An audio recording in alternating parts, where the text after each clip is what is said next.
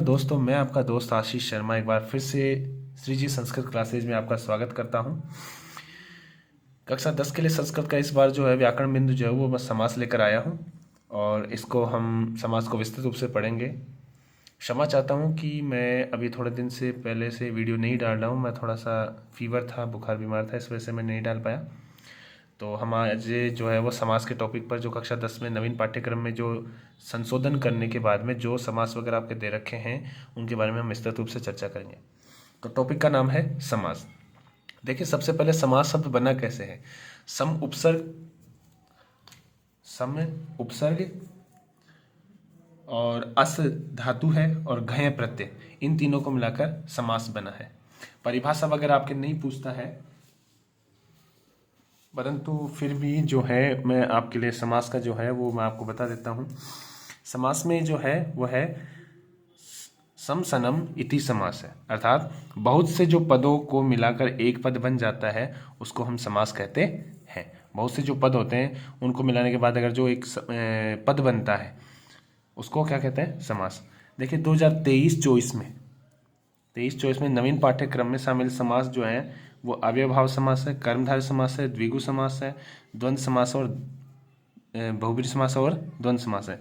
इसमें आपके जो तत्पुरुष समास है, तत्पुरुष समास जो है वो हटा दिया गया है सिलेबस से। तत्पुरुष समास क्या है, हटा दिया गया है। अब मैं देखिए सबसे पहला जो समास है अव्ययभाव समास, उस अव्ययभाव समास के बारे में जो है वो विस्तृत रूप से चर्चा करूंगा, जिसमें पढ़ने से पहले आपको एक बार मैं फिर से कह देना चाहता हूं कि जो कुछ मैं बता रहा हूं उसको ध्यान से समझिएगा। अव्ययभाव समास है, इसमें पहचान देखिए क्या करना है कि अगर पूर्व पद की, इसमें पूर्व पद की प्रधानता होती है, ये बात ध्यान में रखिएगा। इसमें पूर्व पद की प्रधानता होती है, अर्थात पूर्व पद जो है उसमें उप, निर, अनु, सह, प्रति, यथा आदि अव्ययपद जुड़े होते हैं। अव्ययपद का मतलब है, एक तरह से आप ये समझ सकते हैं कि अगर पद के पूर्व में उपसर्ग जुड़े हों, पद के पूर्व में क्या जुड़े हों, उपसर्ग जुड़े हों, तो वहाँ आप पहचान सकते हैं कि वहाँ पे कौन सा समास होगा, अव्ययभाव समास होगा। जैसे मैं पहले पद की जो है आपके जो सिलेबस में दे रखे हैं, जो मैंने यहाँ पे बताया है, जो पहला जो है वो अनु उपसर्ग है। पहला कौन सा है, अनु उपसर्ग। इसमें आपके जो सिलेबस में दे रखा है उसी के अकॉर्डिंग हम यहाँ पे बात कर रहे हैं। आउट ऑफ सिलेबस की हम यहाँ कोई भी बात नहीं करेंगे। तो पहला दे रखा है अनु, इसका मतलब होता है पश्चात। यहाँ कभी कभी कोई शब्द के रूप में यहाँ पे जो है वो, यहाँ इस अनु का अर्थ होता है पश्चात या योग्यता। देखिए ये दो पदों में अर्थ में होता है। पश्चात का मतलब होता है बाद में, और योग्यता का मतलब होता है उस चीज़ के योग्य होना।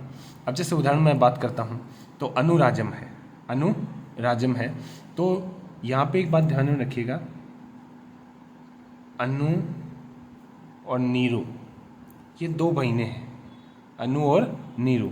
इनको जो है वो, इनका भाई है उपेंद्र। वो 6 बजे बस स्टॉप पर छोड़ने जाता है। तो जहाँ पे अनु, निरुपसर्ग या उप, जहाँ पे भी ये तीनों आते हैं वहाँ षष्ठी विभक्ति का प्रयोग होगा। वहाँ पे कौन सी विभक्ति का प्रयोग होगा, षष्ठी विभक्ति का प्रयोग होगा। अब इसमें देखिए अनुराजम है, तो राजा शब्द है उसकी षष्ठी विभक्ति का क्या हो गया, एक वचन, राज्ञ और पश्चात, राजा के पीछे, राजा के पीछे। ऐसे अनुगंगम है तो ये लता शब्द की तरह चलता है, लताया। उसी प्रकार गंगाया पश्चात, गंगाया पश्चात। अनुरथम है तो रथस्य पश्चात। अनुविष्णु, देखिए अनुरथम है रथस्य पश्चात, अनुविष्णु विष्णु पश्चात, विष्णु पश्चात। इसी प्रकार अनुगुणम है तो गुणानाम योग्यम। ये दो उदाहरण जो हैं वो बहुत महत्वपूर्ण है आपकी परीक्षा की दृष्टि से। दो उदाहरण जो है मैं आपको बता रहा हूँ वो बहुत ही महत्वपूर्ण है। तो अनुगुणम गुणानाम योग्यम, अनुरूपम रूपस्य योग्यम। ध्यान में रखिएगा यहाँ पे गुणस्य योग्यम नहीं होगा, क्योंकि गुण जो है वो एक समूह होता है, और समूह जो होता है वो हमेशा बहुवचन में प्रयोग किया जाता है। समूह जो होता है वो किस में प्रयोग किया जाता है, बहुवचन में प्रयोग किया जाता है। इसी प्रकार अनुरूपम है तो रूपस्य योग्यम, रूपस्य योग्यम। इसी प्रकार देखिए दूसरे नंबर का जो है वो है उप।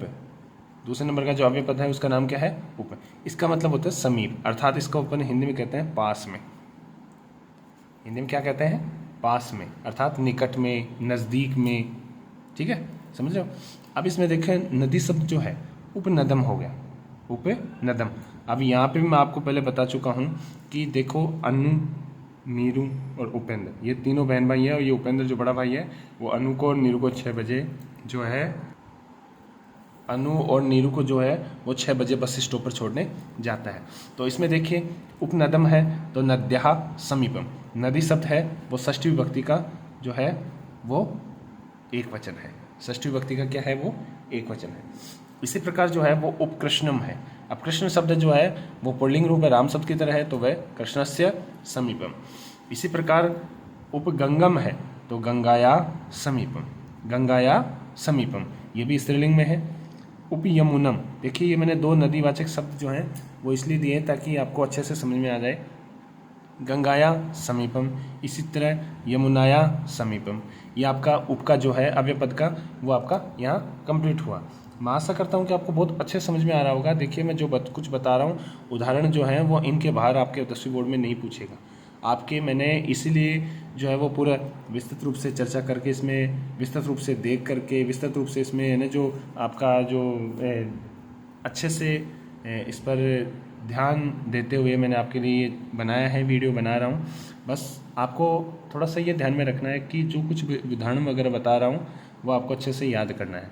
देखिए आपको समास पूछ कर, समास विग्रह दे करके समास भी पूछ सकता है, ठीक है, पूछ सकता है क्या, एक्चुअली में पूछेगा ही, ठीक है, और इसमें समास पद दे करके विग्रह पद भी पूछेगा, तो आपको दोनों तरीके से याद रखना है। इसी प्रकार जो तीसरा है सह, तीसरा है सह, हम इसमें देखिए कारक प्रकरण में पढ़ेंगे। सह जो है वो साथ के अर्थ में होता है, सह जो है वो किस अर्थ में होता है, साथ के अर्थ में, अर्थात सहित भी होता है, ठीक है। तो देखिए साश्चर्यम, स आश्चर्यम, तो देखिए उसका विग्रह करते हैं स धन आश्चर्यम, तो आश्चर्यण सहितम, आश्चर्यण सहितम। देखिए पिछली बार जो है आपके अव्यय पद में एक जो अधि जो है उपसर्ग उसको शामिल कर रखा था, इस बार अधि को काट करके और जो है वो सह को शामिल किया है। तो देखिए ध्यान से देखिए, सचित्रम, चित्रेण सहितम, अर्थात चित्र के साथ में। सम्मानम, स सम्मानम, सो सम्मानेन सहितम। ध्यान रखिएगा इसके योग में हमेशा जो है वो तृतीय विभक्ति होती है, तृतीय विभक्ति का प्रयोग करना है। देखिए रामेण तो आश्चर्येण, चित्रेण, सम्मानेन, समझ रहे मेरी बात को। तो ये आपका सह था, इसमें आगे उदाहरण पढ़ते हैं। अगला है चौथा निर, अगला चौथा क्या है, निर, जिसका मतलब होता है अभाव अर्थात कमी। जैसे निर्जनम है अर्थात लोगों का अभाव। मैं आपको पहले बता चुका हूँ जब भी कोई समूह होता है, लोगों का समूह हो, गुणों का समूह हो, या आगे उदाहरण इसमें देखिए मक्खियों का समूह हो, तो जहाँ समूह होता है वहाँ हमेशा षष्ठी विभक्ति का बहुवचन लगता है। और इसमें पहले बता चुका हूँ कि नीरू और अनु इन दोनों बहनों को जो है वो उपेंद्र 6 बजे बस स्टॉप पर छोड़ने जाता है। तो जहाँ पे भी निर, उप और अनु ये तीनों उपसर्ग हो या तीनों अव्यय पद हों तो वहाँ पे हमेशा कौन सी विभक्ति होगी, षष्ठी विभक्ति होगी। तो ध्यान में देखिए एक बार, निर्जनम है तो जनानाम अभाव, जनानाम अभाव है। इसी प्रकार निर्मूलम है तो मूल से रहित अर्थात मूल का अभाव, तो मूलस्य अभाव है। इसी प्रकार मक्षिका नाम है तो समूह आ गया तो मक्षिका नाम अभाव है, निर्मक्षिकम। देखिए मैं आपको पहले बता चुका हूँ, मैं फिर से बता रहा हूँ, आपको जो है वो इस प्रकार विग्रह दे करके समास का पद भी पूछेगा, ठीक है। तो ये बिल्कुल ध्यान में रखिएगा, मक्षिकाण अभाव है, अभाव कहाँ पे आता है, निर का आता है, और यहाँ पे निर जो है वो मात्रा के रूप में यहाँ पे लग करके निर्मक्षिकम बन जाएगा। ध्यान में रखिएगा जब आप पद बनाएंगे, विग्रह का पद बनाएंगे तो अव्ययभाव समास में हमेशा जो है वो नपुंसक लिंग का एक वचन होगा जिसमें अंत में मैं लग जाता है। देखिए सब में मैं लगा हुआ है, ठीक है, समझ रहे मेरी बात को। इसी प्रकार देखिए निर्धनम है, निर्धन उसे कहते हैं जिसके पास धन नहीं हो अर्थात धन का अभाव हो, तो धनस्य अभाव है निर्धनम। इसी प्रकार निर्बलम तो बलस्य अभाव है, बलस्य अभाव है। इसी प्रकार पांचवा जो अव्यय पद है वो उसका नाम है प्रति, इसका मतलब होता है बार बार, इसका मतलब क्या होता है, बार बार। तो प्रतिदिनम है तो एक चीज़ इसमें ध्यान में रखना है कि जैसे प्रतिदिन है तो इसमें जो प्रति अव्यय पद है उसके बाद में जो शब्द है, जो पद है, उसको 2 बार लिखना है, दिनम, दिनम प्रति, और जो प्रति है वो लास्ट में आपको लगा देना है। ठीक है, तो देखिए प्रतिदिनम है तो दिनम दिनम प्रति, दिनम दिनम प्रति। इसी प्रकार देखिए प्रतिमासम है तो मासम मासम प्रति, मासम मासम प्रति। इसी प्रकार प्रतिवर्षम है तो वर्षम वर्षम प्रति। इसी प्रकार प्रत्येकम है, देखिए ये उदाहरण मैंने जो है वो इसलिए डाला है क्योंकि ये संधि के रूप में कई बार पूछा हुआ है। इसमें आप बच्चे कन्फ्यूजन हो जाते हैं कि सर इसमें प्रति तो है ही नहीं। तो देखिए इसमें प्रति जो है धन एकम, अपन ने यण संधि में जो है वो कक्षा 8 का मैंने जो वीडियो बना रखा है उसमें चर्चा की है वैसे। तो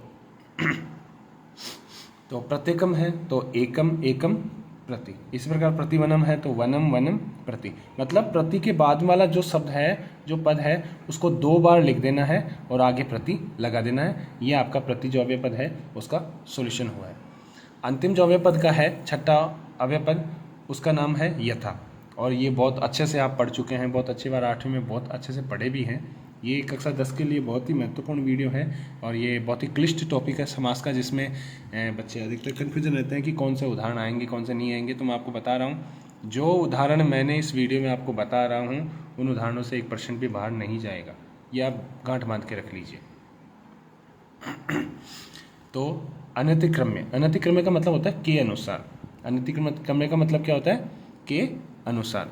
इसी प्रकार देखिए यथाशक्ति है तो इसमें क्या करना है आपको, जहाँ पे भी यथा होता है, जहाँ पे भी यथा उपसर्ग है उस पद के बाद वाला, जैसे यथाशक्ति आ गया तो इसके आगे मैं लगा देना है, जैसे शक्तिम, और इसका जो अर्थ है ना यथा का वो आपको लगा देना है अनतिक्रम्य।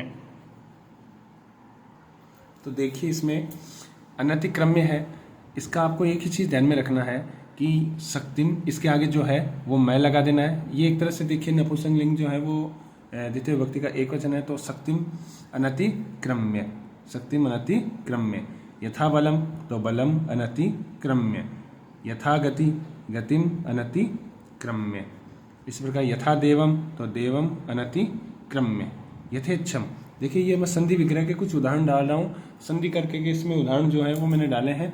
तो इसमें आप जब देखते हैं तो इसमें यथा धन इच्छम, अब देखिए ये अलग हो गया, तो इसमें आप पहचान सकते हैं कि यथा का मतलब तो हो गया अनतिक्रम्य और इच्छम का मतलब हो गया इच्छा, जो है वो द्वितीय व्यक्ति का अपने को एकवचन लगाना है। तो यहाँ पर इच्छाम अनतिक्रम्य, ये आपका जो है वो अव्ययभाव समास जो है वो अच्छे से कंप्लीट हुआ। मैं आशा करता हूँ कि बहुत अच्छे से समझ में आया होगा। और अगला जो है वो समास, दूसरे नंबर का जो समास है वो हम पढ़ते हैं, जिसका नाम है कर्मधारय समास। इसका नाम क्या है, कर्मधारय समास। अब इसमें देखिए आप कैसे पहचानेंगे कि वहाँ पे कर्मधारय समास है। देखिए आप जानते हैं कि आपको विषय अध्यापक जो हैं वो कक्षा में बताते होंगे कि आधा नंबर आपके पहचान का होता है, आधा नंबर आपके विग्रह पद जो है वो करने का होता है, जिसमें आपको दर्शाना होता है कि जैसे यथाशक्ति है, शक्तिम अनतिक्रम्य, फिर कोमा लगाकर आपको समास का नाम भी लिखना होता है। देखिए समास का नाम तभी लिख पाएंगे जब आपको पहचान होगी कि समास की क्या पहचान है। पहचान के बिना आप कुछ भी नहीं कर पाएंगे, क्योंकि पहचान बहुत ज़रूरी है समास को जो है वो अपने आपको प्रश्न जो है वो कंप्लीट करने के लिए। तो इसके लिए आपको ध्यान में रखना है कि अच्छे से आपको स्टडी करें और अच्छे से जो पहचान है वो याद रखें। तो जैसे पहचान है, इसमें एक तो विसर्ग आएगा, एक तो क्या आएगा, विसर्ग आएगा, और अंत में मैं आएगा। ये दोनों पद अलग अलग होंगे, ये बात ध्यान में रखिएगा। ये दोनों पद क्या होंगे, अलग अलग होंगे। जैसे मैं उदाहरण दे रहा हूँ, कृष्ण सर्प है, कृष्ण का मतलब होता है काला, सर्प का मतलब होता है सांप। तो अगर देखिए एक तरह से मैं ये मानिए कि 2 भाई हैं, एक तो कृष्ण है और एक सर्प है। ध्यान से सुनिएगा एक ही चीज़ को, 2 भाई हैं और ये कह रहा है कि इसको 2 करोड़ की संपत्ति मिल गई। तो कृष्ण जो है वो ये कहेगा कि मुझे भी 2 करोड़ की संपत्ति, कृष्ण कहेगा मुझे भी 2 करोड़ की संपत्ति चाहिए। तो ये क्या कहेगा, ठीक है भैया मैं तेरे को भी 2 करोड़ की संपत्ति दे देता हूँ, मतलब 2 कॉपी हो गया। तो अगर यहाँ पे विसर्ग लगा हुआ तो यहाँ पे विसर्ग लगा देना है, ठीक है। यहाँ पे मैं लगा हुआ है तो यहाँ पे भी मैं लगा देना है। जैसे कि हम उदाहरणों में पढ़ रहे हैं, कृष्ण सर्प है तो कृष्ण है सर्प है, सुंदर बालक है तो सुंदर है बालक है, नीलोत्पलम है, अब इसका विग्रह करते हैं तो नीलम उत्पलम, नीलम उत्पलम, तो नीलम है, अब यहाँ पे उत्पलम हो गया तो यहाँ पे भी देखिए नीलम और उत्पलम। विशाल वृक्ष है, यहाँ विसर्ग लगा हुआ है तो यहाँ पे भी क्या लगा देंगे अपन, विसर्ग। जैसा कि मैं आपको बता रहा हूँ कि अगर पीछे जो भी मैं लगा हुआ है, विसर्ग लगा हुआ है, ये दोनों आपको पहचान का जरिया मैं आपको बता चुका हूँ कि जहाँ पे विसर्ग है, मैं है, वहाँ पे आप लोगों को ना जो एक ही चीज़ ध्यान में रखनी है कि अच्छे से जो है उसको ध्यान से देख करके जो आगे लगा हुआ उसको पहले वाले पद पे भी आपको लगा देना है। तो इसमें देखिए कि विशाल वृक्ष है तो विशाल है, विशाल है वृक्ष है, विशाल है वृक्ष है। महाराज है तो इसमें देखिए महान चाशो राजा, इसमें ये च असो भी कर सकते हैं और चाशो भी कर सकते हैं विग्रह कर करके। इसमें देखिए सबसे जो बढ़िया आपका विग्रह रहेगा वो ये रहेगा, सीधा सिंपल सा। आप ये करना चाहे तो ये भी कर सकते हैं और ये करना चाहे तो ये भी कर सकते हैं, दोनों ही बहुत आपका विग्रह जो है वो बिल्कुल ठीक है। इनमें कोई भी किसी प्रकार की कोई गलती नहीं है, किसी प्रकार का कोई आपको कन्फ्यूजन होने की जरूरत नहीं है। मैंने स्लैश का जो चिन्ह है वो इसलिए लगाया कि आप दोनों में से जो भी अच्छा लगे वो आप कर सकते हैं, कोई दिक्कत नहीं आएगी। इसी प्रकार घनश्याम है तो घन इव श्याम है। अब देखिए ये जो मैं आपको ये इव का प्रयोग कैसे हुआ, अब आप सोच रहे हैं इव का प्रयोग कैसे हुआ, तो इसमें एक चीज़ ध्यान में रखनी है कि जब कोई चीज़ किसी चीज़ की तरह बताई जाती है, किसी के समान बताई जाती है, तो वहाँ पे इव का प्रयोग किया जाता है। जैसे जो बादल है वो शाम की तरह दिखता है, अर्थात शाम जो है घन के समान श्याम, घन के समान श्याम। कमल मुखम है तो कमल के समान मुख, कमल के समान मुख तो कमलम इव मुखम। चंद्रमुखम है तो चंद्र इव मुखम। नरसिंह, अब देखिए अगर किसी मनुष्य की तुलना, अगर किसी मनुष्य की तुलना किसी जानवर से की जाती है, किसी जानवर से की जाती है, जानवर का मतलब है कोई भी पशु वगैरह से की जाती है, तो वहाँ पर इव बीच में न लगकर वो इव जो है वो बाद में लगेगा। वो इव कहाँ पे लगेगा, बाद में लगेगा। तो देखिए इसमें देखिए नरह सिंह है तो नर, अगर यहाँ पे विसर्ग लगा हुआ है तो यहाँ पे विसर्ग लगा देंगे क्योंकि ये दोनों भाई भाई हैं और संपत्ति का बंटवारा दोनों में एक जगह होना है। तो नरह सिंह है इव। शेर जो है उसकी तुलना किससे की है, मनुष्य से। मैं आपको पहले बता चुका हूँ, फिर से बोल रहा हूँ, अगर किसी मनुष्य की तुलना किसी जानवर से कर दी जाती है तो ये ध्यान में रखिए वहाँ इव बीच में ना करके वहाँ कहाँ आएगा, वो लास्ट में आ जाएगा। अगला है पुरुष व्याघ्र है, पुरुष व्याघ्र है तो पुरुष है व्याघ्र है इव, पुरुष है व्याघ्र है इव। अब इसमें कुछ उदाहरण जो है वो महत्वपूर्ण उदाहरण है। जैसे कोई विपरीत शब्द होता है जैसे शीत और उष्ण, तो ये भी आपके कर्मधारय समास में होते हैं। ये बिल्कुल भी दिमाग लगाने की जरूरत नहीं है कि च आ गया तो यहाँ पे आपके जो है वो द्वंद्व समास में चला जाएगा, नहीं, ये उदाहरण जो है वो कर्मधारय समास का ही है, ये बात ध्यान में रखिएगा, ये कर्मधारय समास का ही उदाहरण है। तो शीतम च उष्णम, शीतम च उष्णम। रक्तपीत है तो रक्तश्च पीत है। ऐसे प्रकार कुराजा है तो कुत्सित है राजा, कुत्सित है राजा। मैं उम्मीद करता हूँ कि आपको ये जो उदाहरण हैं वो बहुत अच्छे लगे होंगे, बहुत अच्छे से समझ में आए होंगे और मैं आशा करता हूँ कि आप अच्छे से समझेंगे। देखिए मैं एक साथ आपका ये चैप्टर न करवा कर और 2 टुकड़ों में कराऊंगा, क्योंकि 2 अभी कराऊंगा और 3 अगले वीडियो में करवाऊंगा। देखिए ये समास का टॉपिक, जो जटिल विषय का जो जटिल टॉपिक हैं उन टॉपिकों को हम 2 भाग में करवाएंगे। अब कारक प्रकरण है, कारक प्रकरण को भी हम 2 भागों में करवाएंगे। देखिए इसमें आप बिल्कुल ये न सोचें कि वीडियो जो है वो लॉन्ग हो गया, आप अच्छे से समझेंगे, कोई लॉन्ग कोई शॉर्ट नहीं है, बस आपको अच्छे से समझना है, बढ़िया ढंग से परीक्षा देनी है। कोई परेशानी हो तो आप कमेंट करके ज़रूर बताएं। और अगला जो वीडियो है वो समास के जो अगले भाग हैं, समास के जो अगले भाग हैं जिसमें आपके जो अगले 3 समास हैं उन समासों के बारे में इसमें हम चर्चा करेंगे, जिसमें द्वंद्व समास है, द्विगु समास है और बहुव्रीहि समास है। इनके बारे में हम चर्चा करेंगे। तब तक के लिए हमारा चैनल देखते रहिए, सब्सक्राइब कीजिए और अपने दोस्तों से शेयर कीजिए, लाइक कीजिए, कमेंट कीजिए और सब्सक्राइब करना बिल्कुल भी ना भूलें। ये बात ध्यान में रखिएगा, क्योंकि सब्सक्राइब करेंगे तो हमें जो है मुझे और अच्छे अच्छे वीडियो बनाने के लिए ये चीज़ प्रोत्साहित करेंगी। और आपके व्यूज़ देख कर के मैं बहुत खुश हूँ कि आपने मुझे मेरे चैनल को इतना प्यार दिया, इतना सम्मान दिया। बहुत अच्छी बात है। तब तक के लिए धन्यवाद। जय हिंद, जय भारत।